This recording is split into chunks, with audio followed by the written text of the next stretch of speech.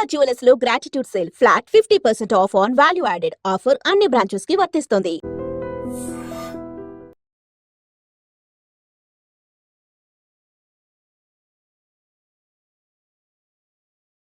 So దేశం దశ దిశ మార్చాలి అనే ఆలోచన రాహుల్ గాంధీకి ఉంది. బట్ రేవంత్ రెడ్డికి రాష్ట్రం దశ దిశ మార్చాలనే ఆలోచన లేదా? ఆయన ఏవి కులగణన లెక్కలు మార్చే ఆలోచనలు ఉన్నాడు కానీ దశ దిశ మార్చే లెక్కల్లో లేడు ఆయన. ఒకవేళ దేశవ్యాప్తంగా కాంగ్రెస్ పార్టీ వస్తే లాభమే కదా వీళ్ళకి కూడా. కాంగ్రెస్ పార్టీకి, రాష్ట్ర కాంగ్రెస్కి, రేవంత్ రెడ్డికి, ప్రభుత్వానికి. నేను ఒకటి చెప్తాను మేడం, నరేంద్ర మోడీ ప్రభుత్వం బోటాబోటి మెజార్టీతో మనకు గెలవడం జరిగింది. తెలుగుదేశం పార్టీ, ఆ తర్వాత అటు ఏది ఈయన ఉన్నాడు కదా బీహార్ ముఖ్యమంత్రి నితీష్ కుమార్, ఈ రెండు పార్టీలు లేకపోతే ప్రభుత్వం లేదు. తెలంగాణ రాష్ట్రంలో ఊహించని విధంగా 8 ఎంపీ సీట్లను బీజేపీ గెలుచుకోగలిగింది. అందులో ఈ 8 అప్పటికే కాంగ్రెస్ పార్టీ ప్రభుత్వం ఇక్కడ ఎస్టాబ్లిష్ అయింది. ఆ తర్వాత ఎంపీ ఎలక్షన్స్ వచ్చినాయి. ఈ ఎంపీ ఎలక్షన్లో ఈ 8 సీట్లను గనక కాంగ్రెస్ పార్టీ కట్టడి చేయగలిగితే, ఇక్కడ రేవంత్ రెడ్డి గారు కట్టడి చేయగలిగితే ఇవాళ ప్రధానమంత్రి అక్కడ ఉండే పరిస్థితి లేకుండే నరేంద్ర మోడీ గారు. ఇవాళ మీరు సిట్టింగ్ ఎంపీగా ఉన్నటువంటి మల్కాజ్గిరి నియోజకవర్గం కాంగ్రెస్ ఓడిపోయింది. మీ సొంత నియోజకవర్గంగా ఉన్నటువంటి మహబూబ్ నగర్ పార్లమెంట్ను కాంగ్రెస్ ఓడిపోయి బీజేపీ గెలిచింది. మీరు ఇన్ఛార్జిగా ఉన్నటువంటి చేవెళ్ళ పార్లమెంట్ నియోజకవర్గంలో బీజేపీ గెలిచింది. అంటే ఇట్లా మీరు ముఖ్యమంత్రిగా ఉండి మీ స్థానాలని గెలిపించలేక భారతీయ జనతా పార్టీకి 8 సీట్లు ఇవ్వడం వల్ల ఇలా ఆయన ప్రధానమంత్రిగా ఉన్నాడు. మీరు కరెక్ట్గా పనిచేస్తే రాహుల్ గాంధీ గారే వచ్చేటోడు కదా. ఎజెండా ఉందా రేవంత్ రెడ్డికి పర్సనల్గా? ఉండొచ్చు, లేకుండా ఎట్లా ఉంటారు. ఇదే ఇవాళ ఇంకా అదే కాదు, కరీంనగర్ గ్రాడ్యుయేట్ ఎమ్మెల్సీ ఎన్నికలు జరుగుతూ ఉంటే రేవంత్ రెడ్డి గారు ఎవరైనా పోతే మన అభ్యర్థి అనుకుంటే, మా అభ్యర్థి మంచోడయా, చాలా ప్రజలకు సేవ చేస్తాడు, ఇతని వల్ల మంచి జరుగుతుంది, పట్టభద్రులకు మంచి జరుగుతుంది, మీ కష్ట సుఖాల్లో అండగా ఉంటాడు, నన్ను నమ్మండి, ఇతను కోటేయండి అని చెప్పాలి. కానీ నువ్వు కరీంనగర్లో మీటింగ్ పెట్టి ఈయన గెలిచినా ఓడిపోయినా పెద్ద సంబంధం లేదని చెప్పి అక్కడ భారతీయ జనతా పార్టీ అభ్యర్థి గెలుపుకు పరోక్షంగా సహకారం చేసినట్టే కదా. సీఎం కదా, ఇంటెలిజెన్స్ రిపోర్ట్స్ అవి ఉంటాయేమో, అక్కడ బీజేపీ క్యాండిడేట్ కి మెజారిటీ వస్తుంది. అటువంటప్పుడు పోవడం దేనికి, పోయి మాట చెప్పడం దేనికి? ఇప్పుడు మీ అభ్యర్థి, మీరు పెట్టుకున్న అభ్యర్థి కన్నీళ్లు పెట్టుకొని నన్ను వీళ్ళందరూ కలిసి మోసం చేసినారని చెప్పే పరిస్థితి ఎందుకు వచ్చింది? ఎక్కడైనా కూడా ఈయన గెలిచినా గెలవకపోయినా పెద్ద ప్రాబ్లం లేదని చెప్పడం అంటే ఏందన్నట్టు దాని అర్థం. నువ్వు అమ్మ పెట్టది అడుక్కోనియదన్నట్టు ఆయన సంపాదించుకున్నటువంటి సానుభూతి అంతా కుప్పగూల్చొస్తుంది మీదకి వెళ్ళి. సిట్టింగ్ స్థానాన్ని కోల్పోవాల్సిన పరిస్థితి వచ్చింది కదా. ఇన్ని జరుగుతున్నాయి, మీరు ఒక రిపోర్ట్ ఇచ్చారు, క్యాంపెయినింగ్లో కూడా ఆయన మాట్లాడుతున్నారు, ఇవన్నీ అధిష్టానానికి తెలీదా? అందుకే అధిష్టానం తన పనిలోకి దిగింది. అందుకే మీనాక్షి నటరాజన అందుకే వాళ్ళ పనిలోకి దిగినారు. అందుకే రేవంత్ రెడ్డి గారికి కొద్దిగా ప్రాధాన్యత తగ్గించినట్టు కనిపిస్తూ ఉంది. మీనాక్షి నటరాజన్ గారు వచ్చిన తర్వాత ఈ ముఖ్యమంత్రి డామ్ డూమ్ అనేటువంటి డైలాగులు బంద్ అయిపోయినాయి. మీరు చూడండి, అబ్జర్వ్ చేయండి. అంతకుముందుకు డామ్ డూమ్ డైలాగులు ఉండే, ఇప్పుడు ఆ డైలాగులు పోయినాయి. చెక్ పెట్టే పనిలో ఉన్నారా? ఉండొచ్చు. అయితే ఇక్కడ ఒక ఇంట్రెస్టింగ్ థింగ్ ఏంటంటే, దీపాదాస్ మున్షి గారు ఉన్నప్పుడు మీకు షోకాస్ నోటీస్ వచ్చింది, మీరు దానికి రిప్లై ఇవ్వలేదు. మీనాక్షి నటరాజన్ వచ్చిన తర్వాత మాత్రమే మీకు సస్పెన్షన్ అనేది జరిగింది. అంటే దీంట్లో మీనాక్షి నటరాజన్ గారి పాత్ర ఉందని నేను అనుకోను. ఎందుకంటే మీనాక్షి నటరాజన్ గారి గురించి నాకు తెలుసు. ఆమె నాకు పరిచయస్తురాలు, ఆమె నేను కలిసి క్యాంపెయినింగ్ చేసినటువంటి వాళ్ళం. ఆమె సిన్సియర్ కాంగ్రెస్ పార్టీ కార్యకర్త.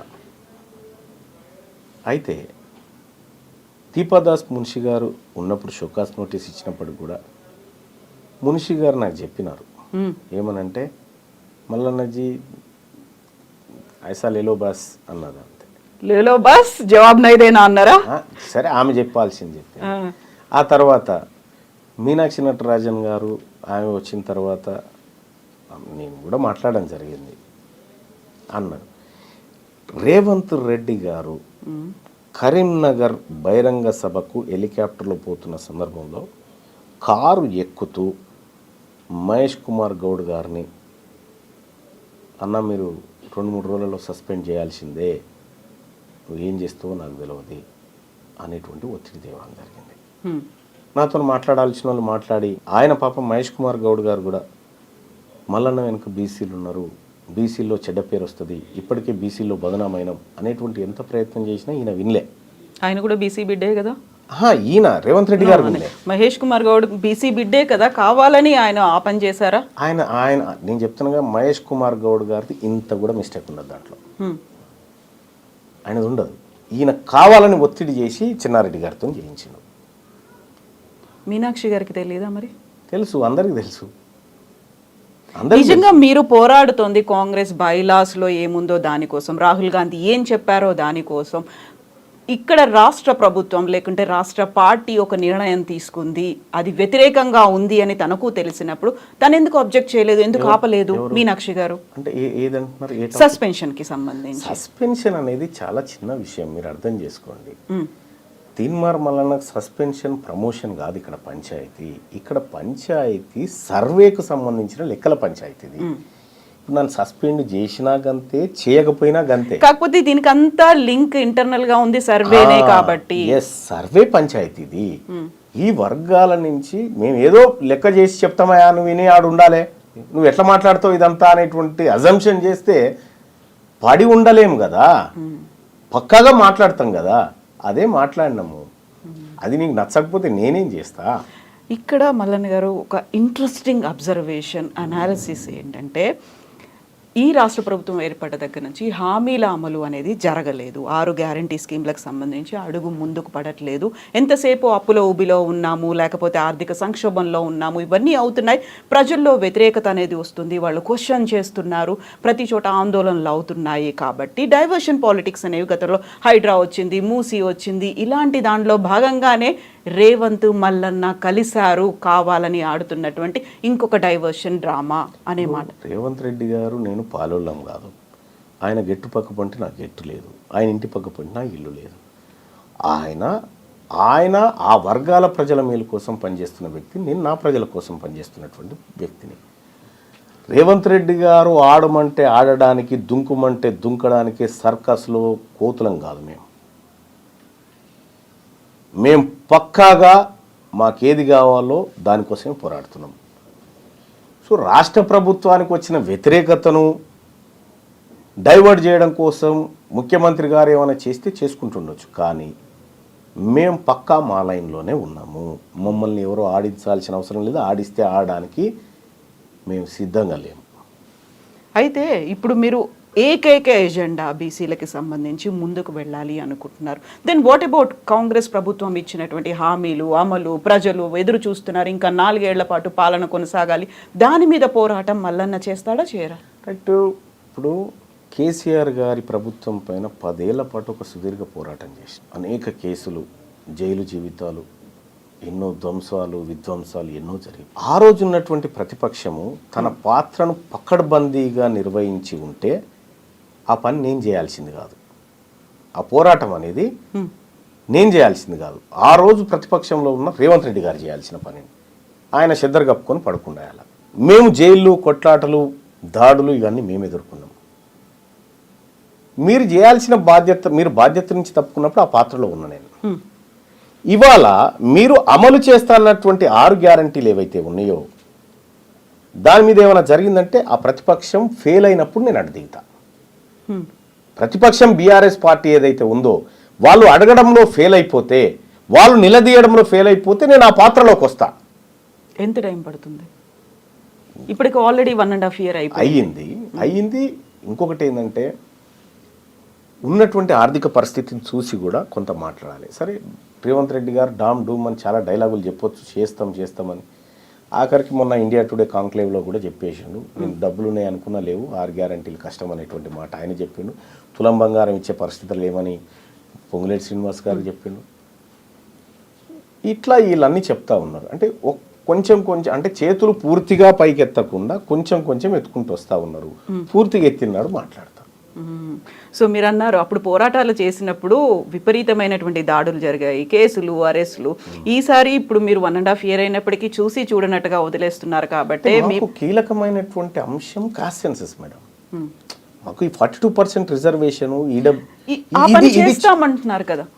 మేము దానికోసం వర్క్ చేస్తాం. ఇప్పుడు మేము ఈ స్థాయిలో పోరాటం చేస్తున్నాం కాబట్టి ఈ కదలిక ఉంది. ఈ అంశాన్ని వదిలిపెట్టి, కీలకమైన అంశాన్ని వదిలిపెట్టి ఇప్పుడు వీటి గురించి పడ్డామనుకోండి, అసలైన అంశం మరుగున పడుతుంది.